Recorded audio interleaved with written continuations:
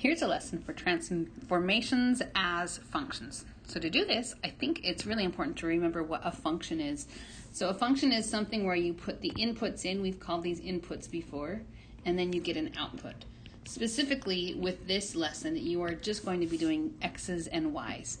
So, but what happens is, generally speaking, you will put an x inside of a function and out will come the y equation. So it might be something like 2x plus 5. So they took x, they multiplied it by 2, and then they added 5 to it.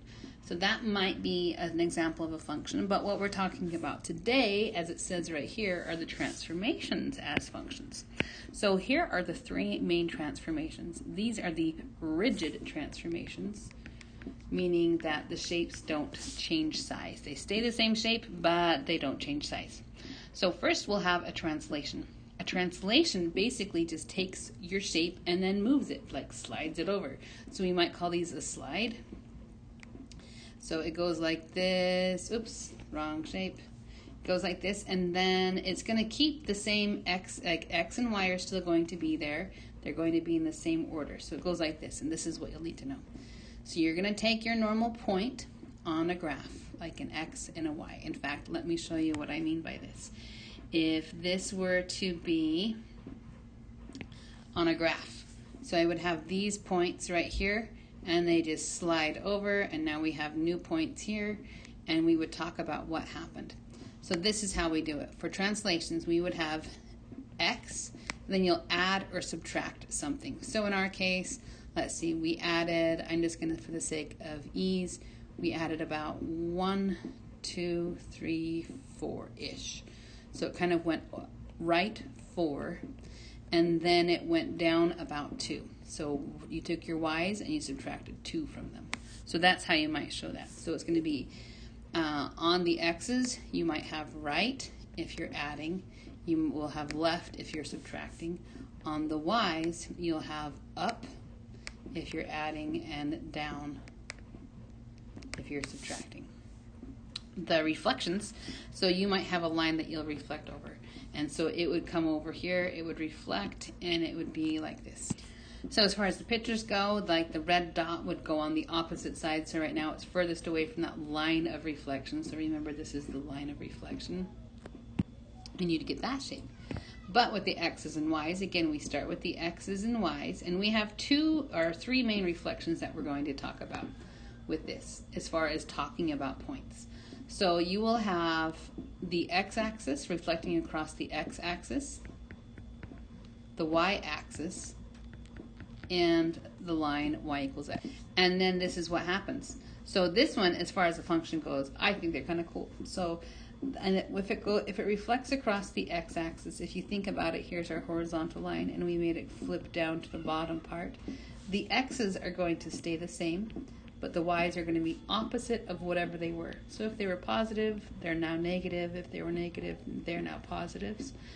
And then the y-axis, the x flips. And then if it's a line y equals x, they just switch places. So those are the 3 main ways that we'll talk about reflections. And then rotations, it matters about the angle. So this is one example I gave about how to describe this. Imagine that this was a piece of paper sitting on the table. You put your elbow at this place, which is called the center of rotation, held your hand on that paper, and then turned it. So you're not turning the paper necessarily, you're putting your hand, your elbow in one spot, keeping it there, then turning your arm to make it turn. So like this. So it flips down. This is an example of a 90-degree rotation. And in fact, that's what we talk about with these, because you can turn things all sorts of degrees. But with this lesson, there are certain things that certain turns will do to the things, and that's only if you're analyzing the point. So again, you would start with x, y, and these are the 3 main rotations that you'd have. So we have 90 degrees counterclockwise, 180 degrees counterclockwise, or clockwise. It's the same thing, or 270. Let me show you those really fast. So here's a quick graph. Up to here would be 90 degrees. All the way over here would be 180 degrees. And then going down here would be 270. We could also go backwards. We could go down instead. We could go normal clockwise. So that would be 90 degrees clockwise. Or we can do 180 degrees clockwise. Notice they're the same thing. Or we could go up here, and this is the same thing as 270 degrees clockwise. So you could put here that 90 degrees is the same thing as 270 clockwise, and 270 counterclockwise is the same thing as 90 clockwise. Okay, so these do specific things to those points. So this is what it does. 90 degrees counterclockwise, which again is the same thing as 270 counterclockwise, which is the same thing as 270 clockwise. So the x and the y switch places, but then the y is the opposite of whatever it was. Again, if it was negative, it becomes positive. 180, notice that the x and y stay in the same place, but they're both opposites. And then 270 counterclockwise, they switch places, and the x is the opposite. Kind of weird stuff, but this is the examples.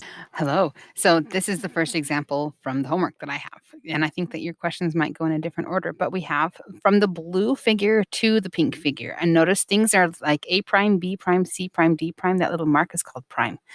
So how did we get from the blue figure to the pink figure?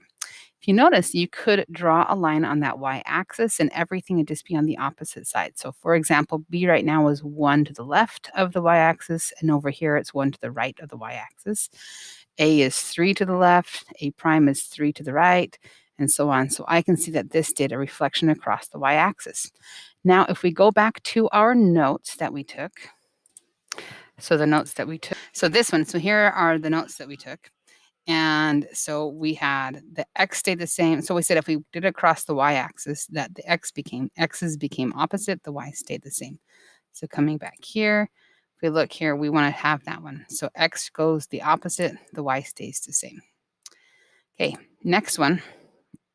It is looking at this. So we have this and that. And again, I'm going to go back to the notes that we took. Okay, this is actually just the video. I can play the video, but here's what we did with translations. So this right here meant that we went right 4 and down 2. So if we come back to this one, this is saying a minus 4. And so instead of right 4, it would be 4 units left. So here's 4 units left. There's 4 units right. That's the only one, but let's keep on going. The plus 1 would mean up 1, because if we look at this one, I went minus 2, went down 2. So then right here would be up 1. So that has to be it. And then the last one, it says, which of the following has the same thing? In order to do this, I want to show another example from here. So if we had these points, I went from here, from the left to the right. We want to talk about what happened to the same thing, like the same thing to each of them. So to get from this x here to that x there, so we're just talking about the -2 to the 2, I had to add 4. And then to go from the 4 to the 2, I minus 2. And notice that would be the same on all of them. So those are the same. So from -1 to 3, I added 4. From 0 to -2, I minus 2 on all of them. So that's what the transformation. I would describe that transformation as being x plus 4 and y minus 2. And then coming back to this problem that we're doing right here, we want to have mappings that show the same translation. Okay, so we're looking at how to, like, which one of these two have the same transformation. So let's just go through, and this is again a translation. So between 8 and 11, I went up 3.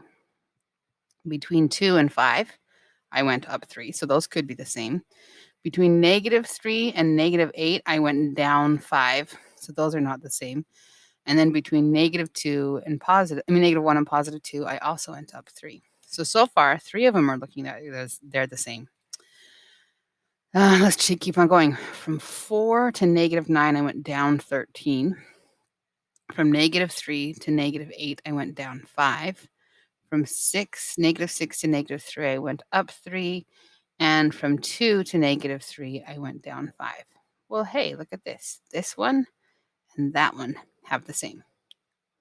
So we'll go through those. So coming back here. So the second one and the last one. Okay, so then you should do that. Get this type of score when you do that, and you should feel so good. Okay, good luck on that.